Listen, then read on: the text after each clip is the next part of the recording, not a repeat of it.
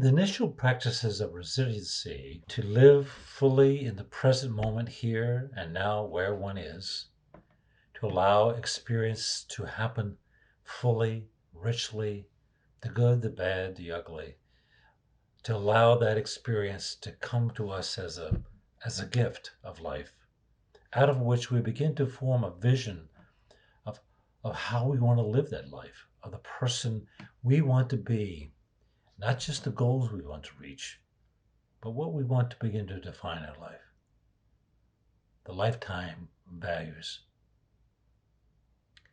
Those practices open up the possibility of understanding ourselves in a new way.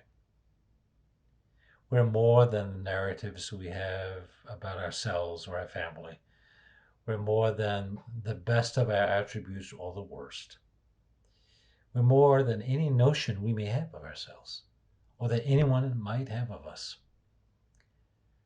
We are instead the witnesses of life, the witnesses of our own growing and development, the witnesses of others and the role that they have played in our life.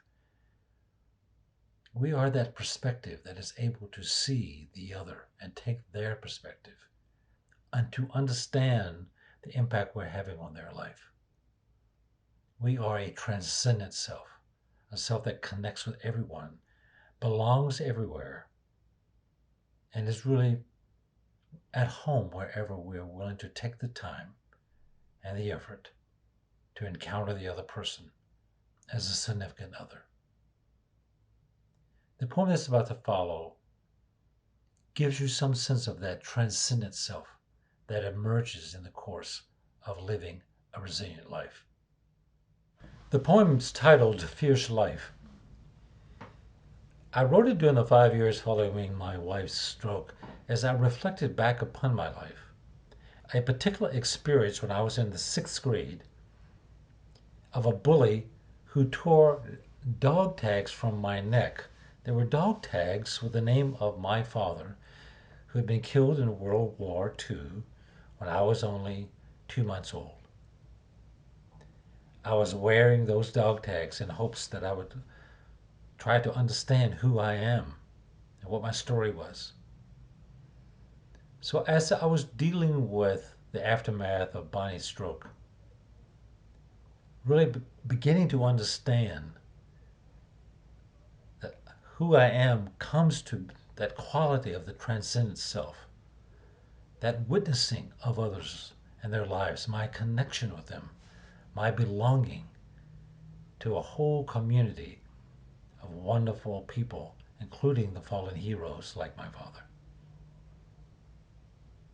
So here's the poem, Fierce Life. I first realized I was lost the day the bully tore the dog tag from my neck, the one I wore for my fallen father, whose name I bore, a hero's insignia.